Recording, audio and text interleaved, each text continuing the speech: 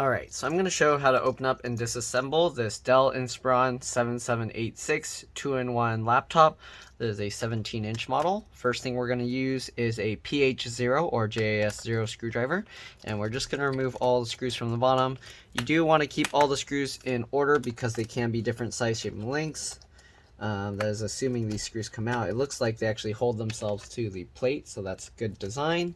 So we're just going to remove all these screws, and hopefully they will all stay in place. Otherwise, okay, it looks like it's just the back screws. So the screws, when they come out, you want to put them flat side down in the pattern that you remove them. So we have 4 down here and 4 down here. So we're just going to have 2 rows of 4. Again, keep them in order, however helps you remember them, but I just put them in the pattern I remove them. The back 3 seem to hold themselves in place, so there's most likely washers underneath that hold those screws to this back panel, which is part of the design, which is supposed to make it easier to remove this cover. So you'll see when we get to that point, I'll show you how it helps. So let's go ahead and remove all the remaining screws. If this video helps you, make sure to like, subscribe, and share my channel with others so that they can also learn how to upgrade and repair their devices. If it helps you save a bunch of money, please consider contributing a little to the channel. Every little bit helps and allows me to continue making these videos for a living. Alright, and it's greatly appreciated. And yeah, these are customer computers, so I actually do these, again, these repairs for a living.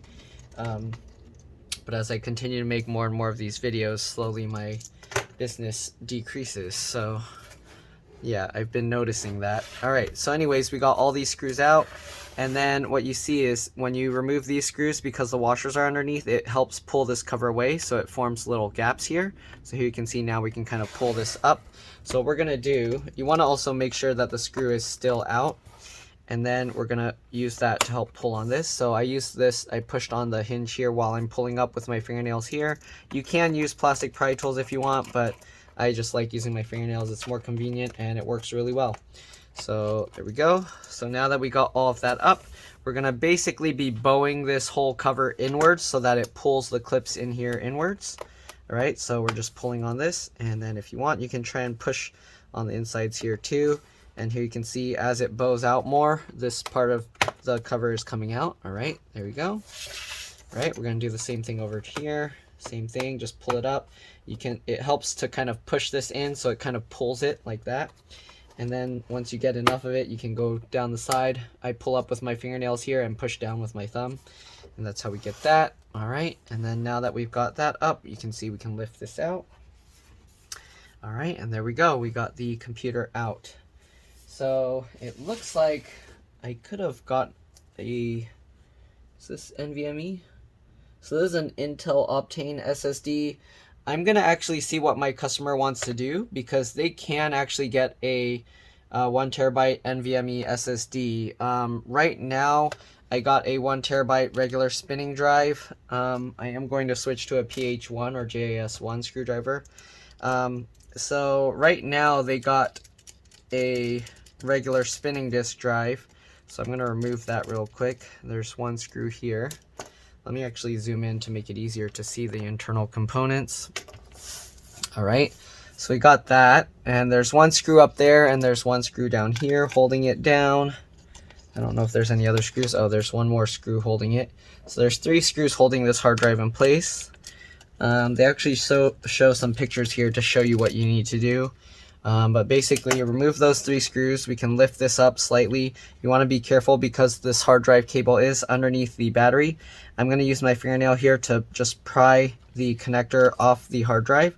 So as you can see, I'm pulling it that way. So we're going to do that. Okay. And actually, it holds itself in pretty strong. So I don't know if I'll be able to pull it out that way. I might have to physically remove the battery to make this easier to work on. So let's actually go ahead and do that just so there's less risk of damaging that cable. All right, and then I'm going to see what the customer wants to do. I probably should have opened it earlier just to check that. Okay, so we're going to take that screw out, take this screw out, take this screw out, Any other battery screws? All right, we got 2 more screws for the battery here. The battery model is 33YDH, just in case you're wondering. All right. I'll show you a close-up of that soon, but let me take the battery out. So if you need to take the battery out, it is held in with, there's 2 sides to the connector, so the battery's connected to itself here, and then we have this connector here. Usually to remove the battery connector, I just get my fingernails at the wings of the connector, and I kind of just wiggle this, and there you go, pops out just like that. All right, then now we're gonna lift the battery up. It looks like there's some adhesive here, so we're gonna have to peel that up as well. All right, there we go. And then we can go ahead now and lift the battery up. So here again, battery model number 33YDH. All right, we're gonna set that aside. All right, so we're gonna take the hard drive out. So to do that, there's this little latch, just flip that up, just like that. Then you can go ahead and lift this up slightly and pull that back. And there we go, now we have the hard drive out. So it's gonna be easier to pry it out from this side, the connector. So I get my fingernail in there, you can use a plastic pry tool, and then what I do is I just kind of pry against here. Wow, actually this connector for some reason is stuck in there really strong. So let's go on this side and see. Wow, why is that held in there so strong? I don't see any tape or anything. So I don't know what's holding this in. I'm gonna use this really thin metal pry tool, and I'm going to get it between the connector here and the hard drive itself, and I'm going to use that to help twist and pry that out. And there we go.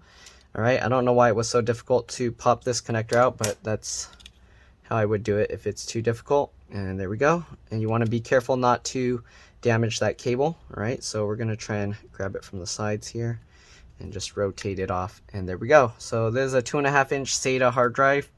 There's 4 more screws holding it in place to this metal bracket. If you're going to upgrade to an SSD or another hard drive, you want to take those 4 screws out, put the hard drive back in here, and then put this bracket in. It looks like this design, if yours didn't come with the hard drive built in, they would store these screws here. And then if you get a SATA hard drive to put in, you can take the screws out of this little spot, these little holders, screw holders here, and then put them in the hard drive. So anyways, I'm going to put this back because we don't need this out, so put that over there. All right, so let's go over a little bit more of what's inside the computer. If you're replacing the battery, all right, so the battery has this connector here. You will have to transfer this over, so just you would grab this as close as you can to the connector, and same thing, you kind of just wiggle it as you pull it, and that's how you remove this connector. So I'm going to put that back in. All right, make sure that's connected all the way. You want to be careful not to yank too hard on these cables, because if you damage this cable, your battery won't work. You'll need a new cable. All right, so we're going to set the battery aside. You got the trackpad, touchpad cable here, of course. Keyboard backlight connector, same thing. There's a latch on this side, keyboard connector, latch on this side, and then you can pull it out. The keyboard looks like it's held in. There's metal, there's these screws holding this metal plate on top. I don't know if these melted plastic bits are also holding the keyboard in place. Actually, it looks like the keyboard is not being held in place. So here you can see there's the edge of the keyboard there. So it looks like you can replace this keyboard, which is nice. The only thing is you have to take the whole motherboard out to get to it. There's a BIOS CMOS battery here, or RTC, real-time clock, whatever you want to call it. Wireless card here. 1 screw. If you're not sure how to remove it, I have videos showing how to do that. Basically, you pull up the antennas at the tails after you remove this metal bracket, and you can pop it out. The wireless card comes out like the stick of RAM. I'll show you, except there, instead of clips, there's that 1 screw. All right, so let's actually take the stick of RAM out. So, they're only using 1 stick of RAM here. So you pull these 2 tabs out to the side, the stick of RAM pops up, then you can go ahead and pull this out. So this is PC4 2666V, so it's a DDR4 RAM. All right, you can use any PC4 2666V. They might also call it DDR4 instead of PC4. But yeah, you can use any. It's best to have matching sticks, so if you get a matching PC4 2666V 16 gigs, that'll be best to have 32 gigs total. All right, then you got the SSD here, again, PH1JS1 screwdriver. This is a M.2 PCIe NVMe SSD, but right now they're just using Intel Optane. So this doesn't act as an SSD, it acts as like cache storage memory, which I would highly recommend putting an SSD in here instead. It makes a much bigger difference than using this as a booster. Alright, so I would get a M.2 PCIe NVMe SSD and just throw that in and install Windows on there instead of using this Optane thing. Alright, so you also got this connector here that connects this board for the 2 USB ports and the SD card slot. The fan looks like you can remove it if you just take out the screws here holding it in place. I don't know if there's a screw on this side, doesn't look like it, so it looks like just 2 screws here. The fan connector is right there, and you just take it out by grabbing the wings and you kind of just wiggle it just like the other connectors I removed for the battery. Then you got this connector here, which goes for the DC jack charge port here. So if you're going to remove this, you do have to take the screws out for the hinge and kind of move the hinge out of the way, like lift it up. It helps to actually open the screen slightly, then take the screws out and then close the screen. That way the hinge stays up, but you want to be careful that it doesn't hit into this area and end up bending this out. There is one screw holding that charge port in place. Let's see, you got the speaker connector down here. It connects both screws. These speakers aren't held in with screws, they're just held in with rubber pieces, so you can actually just lift it up and then it will come out at these rubber spots. Same thing with the other side, and yeah, the speakers are connected with this wire. Alright, CPU is right here and GPU right here. They are both soldered to the motherboard, so you can't upgrade them. Then you got the, I believe this is for the touchscreen connector, and then this is the LCD LVDS connector. Sometimes it also acts as the camera sensors and stuff and the microphone, so I'm not 100% sure. It could be touchscreen in here, and this could just be for the camera and other stuff. But you won't know unless you take it out, and I don't want to mess around with the computer. This kind of connector, you can just grab this and you can pull it up. Sometimes it's hard to get those up, so I pry underneath with my fingernail to pop up one edge if you can't get it out by pulling this straight up. Anyways, that's pretty much it. I am going to put the hard drive back and everything because I want to check with the customer to see if they'd rather have me get an NVMe SSD, which I feel would make more sense. I think the price difference isn't too much, so I'm gonna see what they want to do. We're gonna put that back, latch that down, and we're gonna get this all back into place. All right, get everything lined up, get those 3 screws back in. All right, then I'll show how to put the bottom cover back on. This back into place. I should have opened this earlier. I kind of was waiting for the hard drive because I knew there was a spinning drive. I didn't know there was an Intel Optane slot there. All right, so let's go ahead and put this back into place. All right, get these screws back in.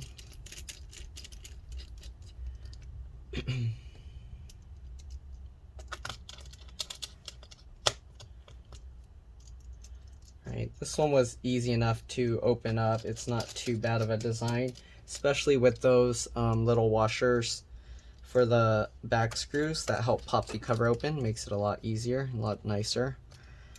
All right, we're gonna switch back to the PH0 or JS0 screwdriver. And let's go ahead and get the bottom cover back on. So again, the bottom cover, you just get it on like this. Make sure to get the bottom back in first at an angle. All right, I'm getting someone calling me, but it says scam call, so I'm probably gonna just ignore it. Again, you wanna get these bottom screws back in first, then you can go around and clip the edges in, and then clip all of that, and then put back these 3 screws here. All right, again, make sure all the clips are in. And as you tighten down these, you can go along and clip this back down as well. Okay. Of course, if the screws are sticking out, you're not going to be able to clip this down, so work your way over slowly. There we go. Alright, and now we're just going to put back the last 8 screws. So that's pretty much it. Again, hopefully this video helped you guys. If it did, make sure to like, subscribe, and share my channel with others. If it helped you save a bunch of money, please consider contributing a little to the channel. Every little bit helps and allows me to continue making these videos for a living. Alright. And you're welcome to stay while I put back the remaining screws. But that's pretty much all there is to this model. Thanks for watching. I'll see you all in the next one. Alright, let's just get back these last few screws.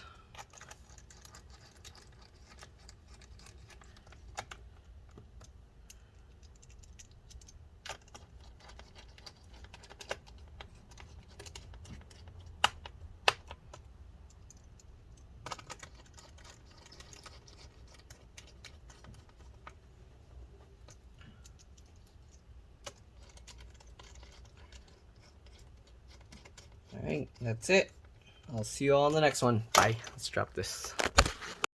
Alright, so looks like I actually forgot to reconnect the battery here. And I also noticed something else. So I ended up installing this M.2 PCIe NVMe SSD. So it comes out like that. Alright, so I replaced the Intel Optane. Okay, so anyways, we're going to put this SSD back in here. Alright, drop that back down, make sure it's lined up, get that screw in. Alright, so anyways, oops, let me zoom in to make this easier for you guys to see. Let's go ahead and reconnect the battery. So we're going to line up the connector and then we're going to pinch both ends to get it in evenly. Then don't forget to tape that back down. Alright, the hard drive. So we left the original 2.5-inch SATA hard drive in there because the M.2 NVMe SSD is faster. But there is something you need to know. If you don't clone this ahead of time onto the M.2 SSD, then you won't be able to do this right away because the hard drive, at least on this specific model, was set to RAID mode because it was actually using this as additional storage, which I don't know how that works because usually RAID you can't do like that. So I don't know, but the computer was set to RAID. So I'm going to show you how to fix that, because if you don't, then you'll actually only be able to use one hard drive. Like I was only able to see the SSD and I wasn't able to see the hard drive. So I'm going to show you how you can fix that issue. We're going to line up this bottom cover here, right? Let's go ahead and close this back up. So I already figured this out now. So I'm going to just go ahead and quickly put back all the screws. Since you guys already saw this, I'm going to just go quick here, all right? As you can see, my scabs are falling off. All right, so anyways, let's go ahead and get these screws in.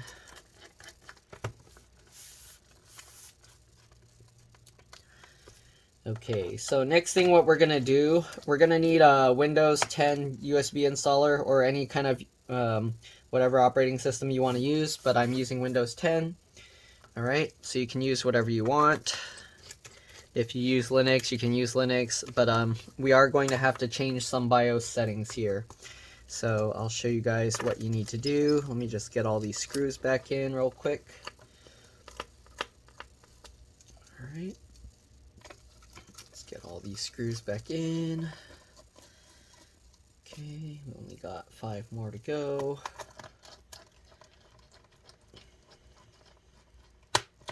Alright, so I was asking the customer because I told them that the M.2 NVMe is a bit faster.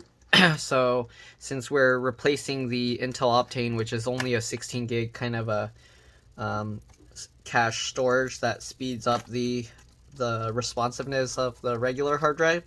So I said we can actually keep the regular hard drive in there and use that as additional storage or for backup storage. So I was trying to figure out, because it was weird. I was like, I hope they didn't just program it to only work with one drive at a time. And since it's showed up in the BIOS, I saw both drives in the BIOS, then I was like, okay, there has to be a setting where I can adjust this. So I figured it out, so we're going to show you that now. Alright. So let's go ahead and flip the computer over. I put the Windows 10 USB installer there. For changing the BIOS, you don't need that. But if you were to install Windows first, and then change the BIOS, your computer's not going to boot. So you want to make sure. I ended up doing the whole installation and everything, and now I have to redo it all because I installed it while it was in the wrong mode. So we're going to power on the computer. We're going to press F2. Okay, when you see the Dell logo, you can keep pressing F2. You'll get to these BIOS settings. So now what we're going to want to do, I don't know if you'll be able to see this. Let me zoom in a bit. Okay, so what you're going to want to do, first thing is at the bottom, just click Restore Settings here. Okay, so that way your settings are basically the same as mine, and I won't have to worry about other stuff you might have. All right, we got BIOS defaults here. And then we're going to say OK. Say OK to load all the system settings. All right, now what you're going to do, let's go down here. You can see boot sequence. Oh, it doesn't want to let me tap that. Oh, I guess it's resetting the settings, so I can't do anything yet. There we go.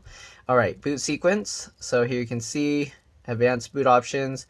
So if you want, you can enable legacy ROMs, but we don't need that.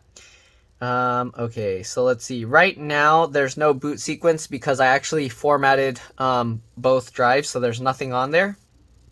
Okay.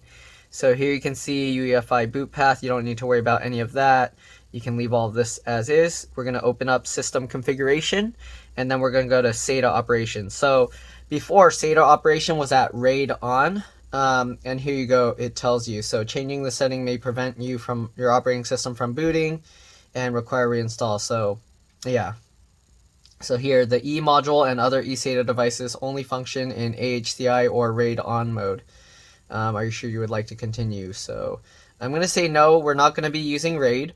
So RAID essentially doesn't mean that it's actually set in RAID mode, but here you can see it helps you do the Intel Rapid Restore technology.